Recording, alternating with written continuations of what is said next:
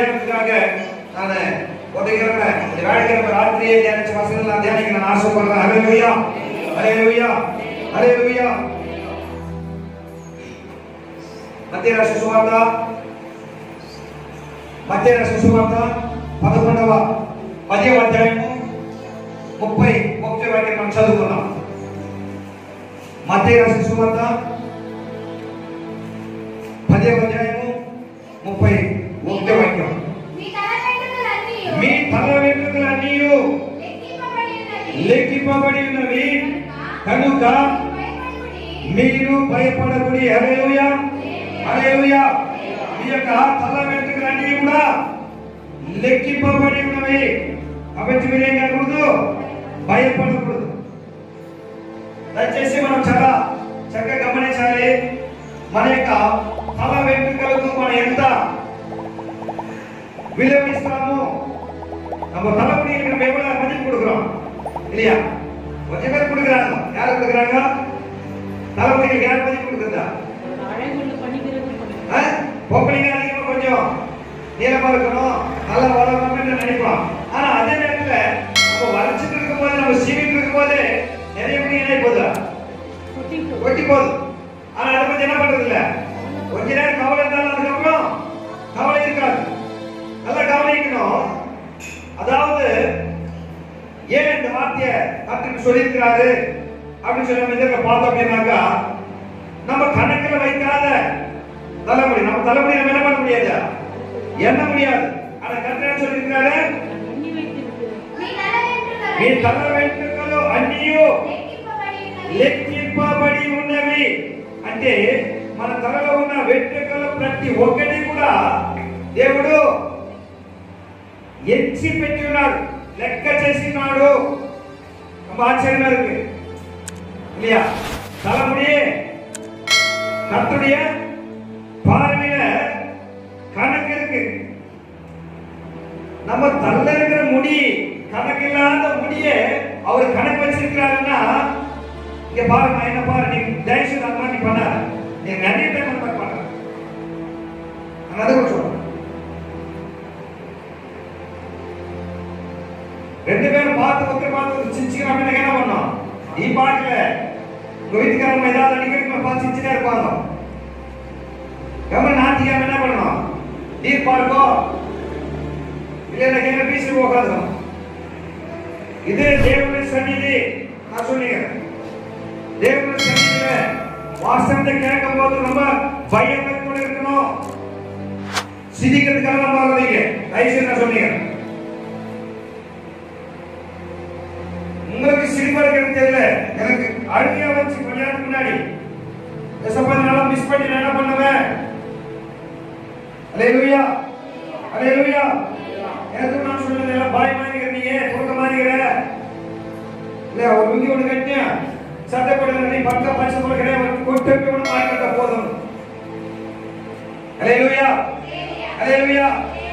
வசனம் பேச ஆரம்பிக்கும், தயவுசெய்து பேசாதீங்க, யாரும் சிரிக்காதீங்க.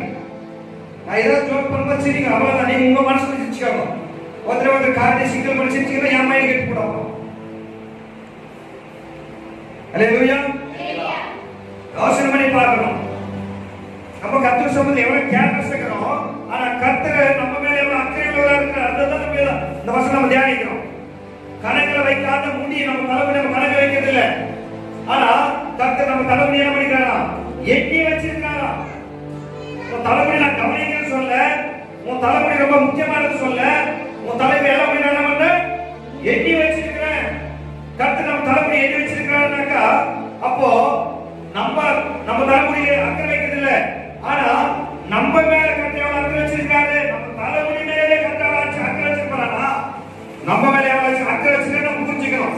அப்படி நம்ம மேல எவ்வளவு அக்கறை வச்சிருக்கிற தேவனுடைய சந்நிதி எப்படி அலட்சியம் பண்ண முடியும்னா, நான் இவெல்லாம் என் கருத்தடி கணக்கில் தான் அப்பேற்பட்ட தேவனை எப்படி நான் அலட்சியம் பண்ண முடியும், எப்படி நான் இந்த நாளை நானே அசிட்டம் பண்ண முடியும்.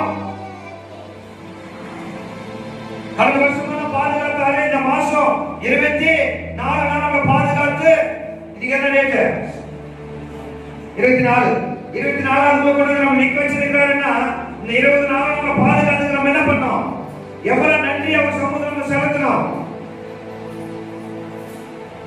ஆனா இந்த நன்றி செலுத்துறதை கூட நம்ம வந்து செய்ய அப்படின்னாக்கா தேவன் துக்கப்படுவார், தேவன் வேதனைப்படுவார். உன்னை என்னை உண்டாக்கி உன்னை என்னை அவர் பிள்ளை அவர் ஏற்றுக்கிறதுக்காக அதை நம்ம யோசிக்கணும். அதை நம்ம யோசிக்கிறது இல்லை. அதனால இந்த நாளுடைய வேல்யூ நாளுடைய மதிப்பு நமக்கு தெரியமாடுது. வேலை மட்டும் சொல்லப்பட்டிருக்கு, நீ 6 நாள் என்ன பண்ணணும், கஷ்டப்பட்டு வேலை செய்யணும். 7வது நாள் என்னுடைய ஓய்வு நாள். இந்த நாள் என்ன பண்ணணும், என் சமூகத்துக்கு வந்து என்ன ஆராதிக்கணும், என்ன துதிக்கணும். ஏசப்பாவே வந்துட்டு 6 நாள் வேலை பண்ணிட்டு 7வது நாள் என்ன பண்ணலாம், வேலை செய்யாதுன்னு வேலை சொல்லப்படுது. சகலத்தை உண்டு பண்ணக்கூடிய தேவன், சகலத்தை சிருஷ்டித்த தேவன், சகலமும் அதிகாரமுள்ள தேவன், சகல வல்லமுள்ள தேவன். அவருக்கே ஓய்வு தேவையானா நமக்கு கண்டிப்பா ஓய்வு தேவை. நம்ம ஓய்வு என்ன நினைக்கிறோம், 6 நாள் நான் டியூட்டிக்கு போறேன், வேலைக்கு போறேன், ஜாபுக்கு போறேன், அதனால எனக்கு கிடைக்கிறது ஒரு நாள் ஞாயிற்றுக்கிழமை, அந்த நாள்ல நானு நல்லா சாப்பிட்டு நல்லா ரெஸ்ட் எடுக்கணும் அப்படின்னு சிலர் நம்ம நினைக்கிறோம். ஆனா அந்த ஓய்வு அல்ல.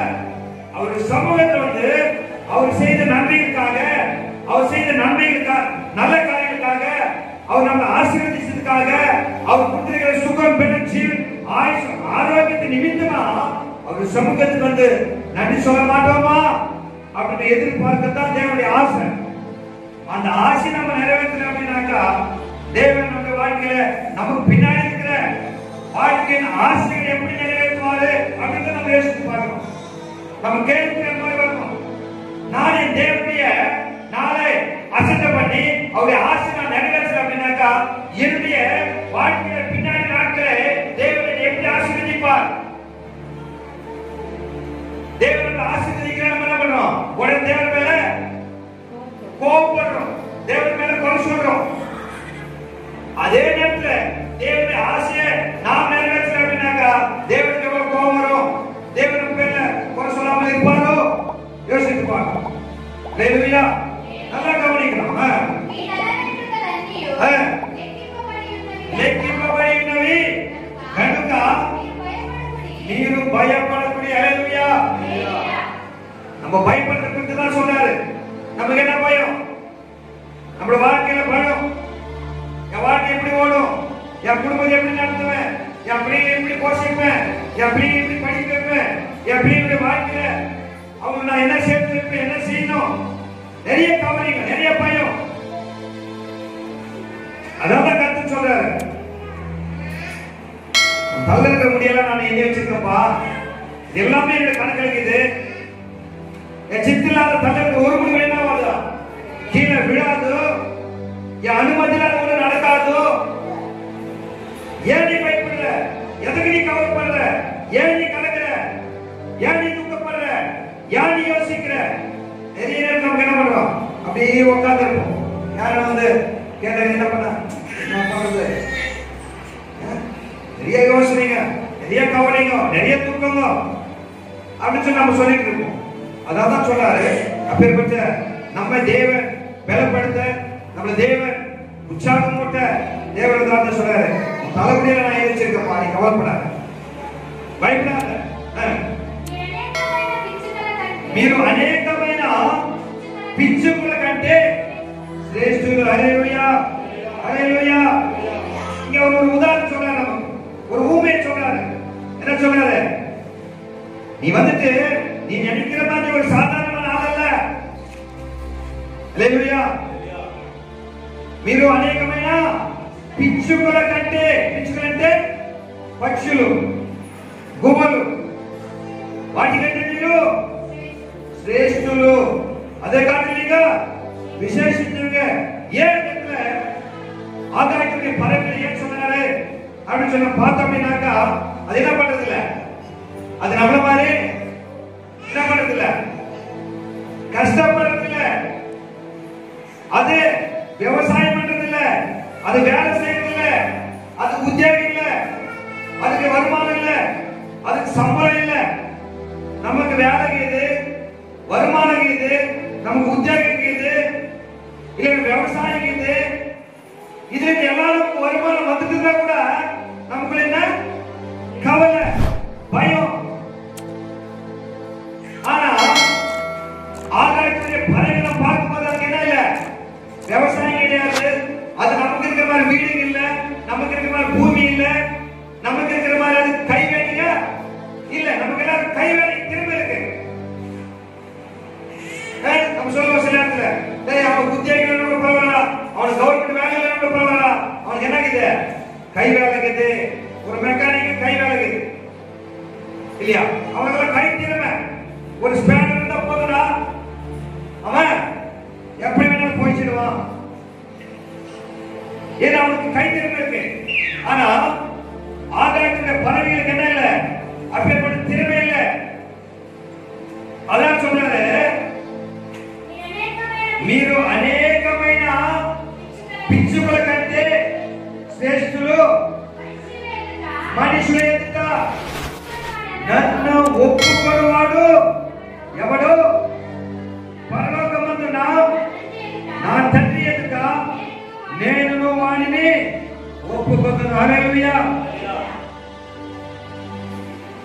ఆకాశపు పక్షులు అవి విత్తవు, అవి పంట కోయవు, వాటికని కూర్చిపెట్టుకోవు.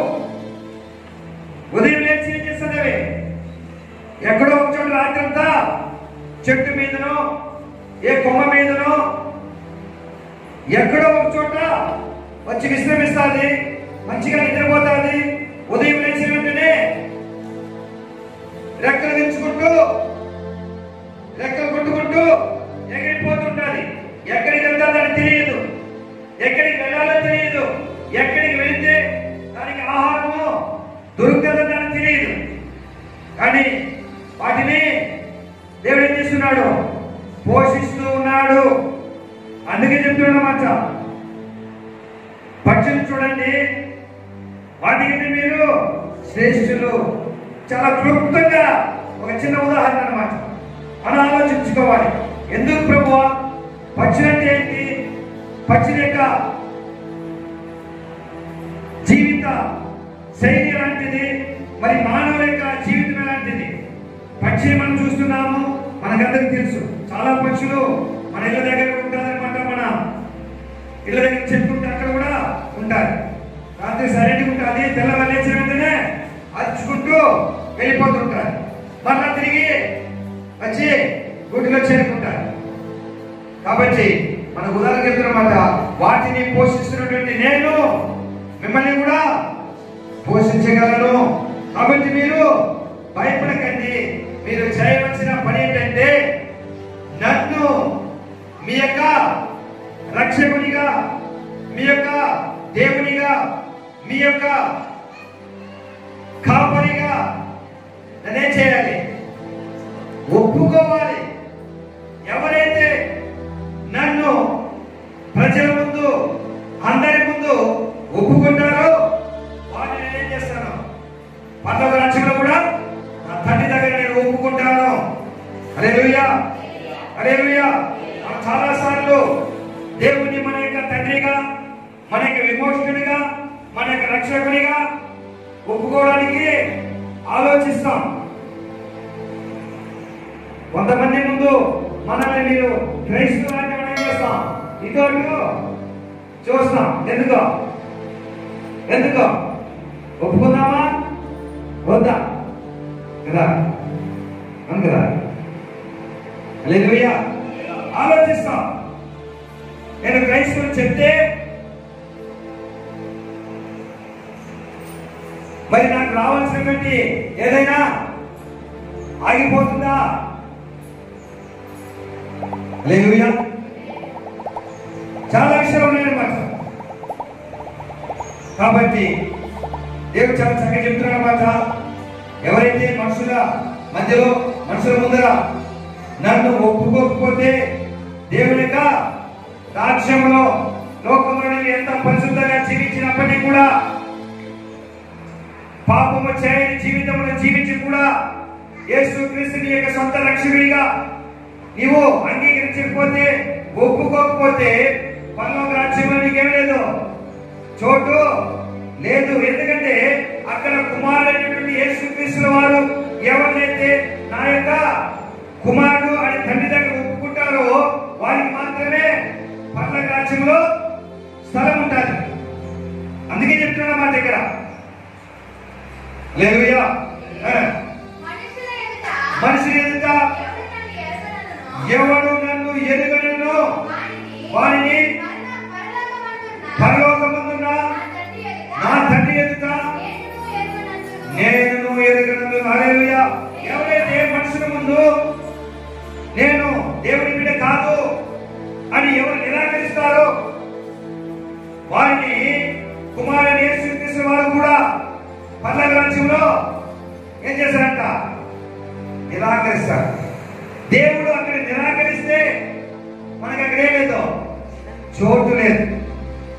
మనం చాలా సార్లు అనుకునేది ఏమంటే నేను పరిశుద్ధంగా జీవిస్తున్నాను, పాపం లేని జీవితం జీవిస్తున్నాను, ఎవరికి నేను కీడు చేయడం లేదు, ఎవరికి నేను అపకారం చేయడం లేదు, అందరికి నేను సహాయపడుతుంటాను, అందరికి మంచి చేసుకుంటాను, అందరికి మేలు చేసుకుంటాను, కాబట్టి నేను పరిశుద్ధంగా జీవిస్తున్నాను, కాబట్టి నేను పరలోకానికి వెళ్ళిపోతాను అని అనుకుంటాం. కానీ ఇక్కడ ఒక లిటిగేషన్ పెట్టాడు అనమాట దేవుడు. ఎవరైతే మనుషుల దగ్గర కూడా నేను దేవుని బిడ్డ, నేను క్రైస్తవులను అని ఒప్పుకుంటారో వారిని మాత్రమే నేను కూడా పరలోక రాజ్యంలో నా తండ్రి దగ్గర నేను ఒప్పుకుంటాను.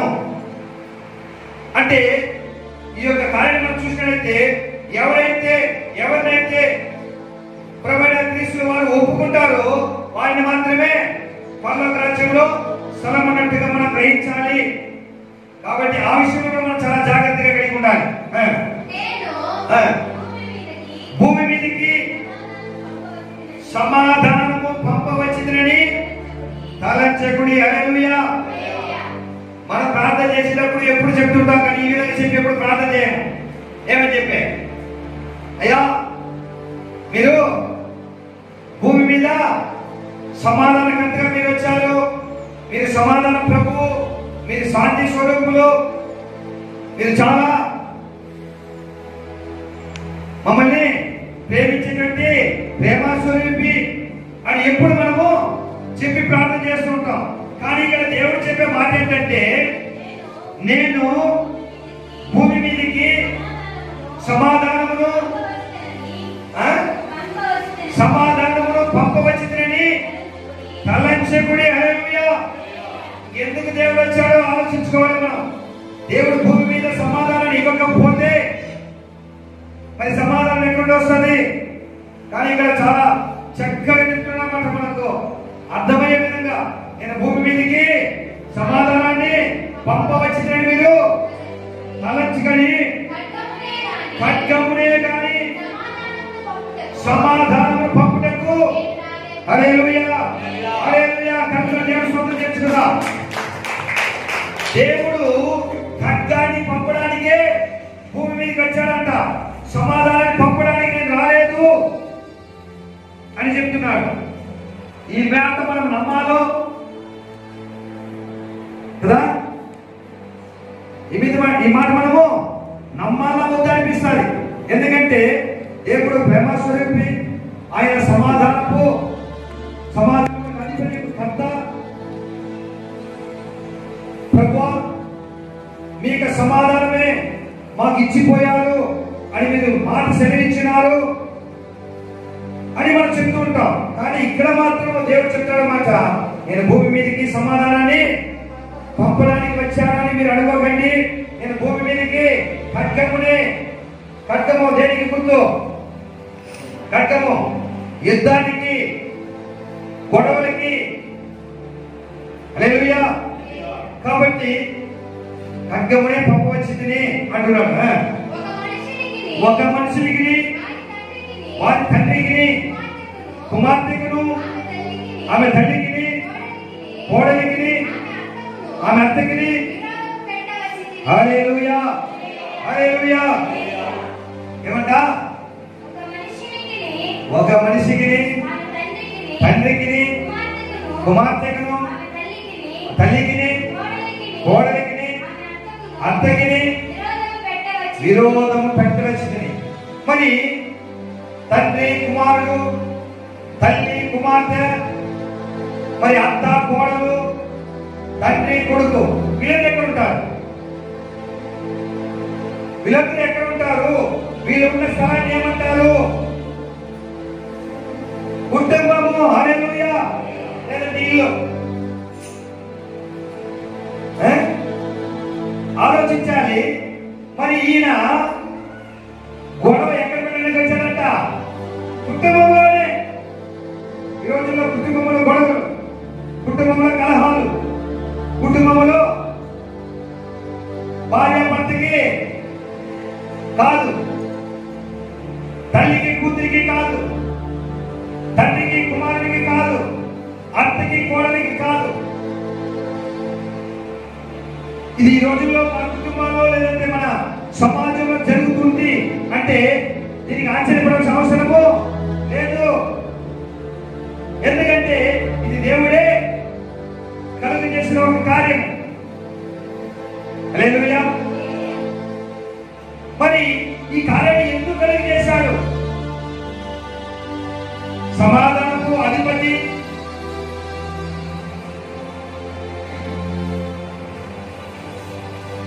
ఆయన చాలా ప్రేమ స్వరూపి. మరి ఇలాంటి గుణములు, గుణాతిశయములు కలిగినటువంటి ప్రభువైన యేసుక్రీస్తు వారు మరి కుటుంబంలో ఎందుకు ఇలాంటి గొడవలు లేదంటే కుటుంబంలో ఇలాంటి భేదములు ఎందుకు కలుగు చేస్తున్నాడు అని మనం చూసినట్లయితే, ఎందుకు ఇలాంటి పరిస్థితులు కుటుంబంలోకి వస్తుంది, ఎందుకు దీనికి అనుమతిస్తున్నాడు అని మనం ఆలోచించినట్లయితే చక్కని సమాధానం ఇందులోనే ఉందని మన కింద చదువు. ఒక మనిషిని ఇంటి వారే అతనికి శత్రువులు. ఒక ఇంటి వారే ఇంటిలో ఉన్న వారికి శత్రువులు. ఎప్పుడు, ఎందుకు ఇది మనం తెలుసుకోవాలి. దీన్ని మనం తెలుసుకున్నట్లయితే ఇలాంటి సమస్యల నుండి పరిష్కారం సులభంగా పొందవచ్చు. దేవుని యొక్క ఖడ్గము మన ఇంటి లోపలికి రాకుండా మనం అడ్డుకోవచ్చు. చాలా సులువైన మార్గం ఇందులో మనకు ఉందన్నమాట. ఏమిటి ఆ మార్గం?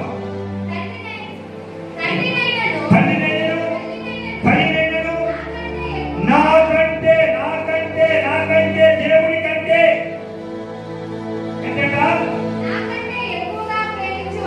ఎవరిని? తల్లినైనను తండ్రినైనను నాకంటే ఎక్కువగా ప్రేమించు వాడు నాకు పాత్రుడు కాడు. హల్లెలూయా. హల్లెలూయా.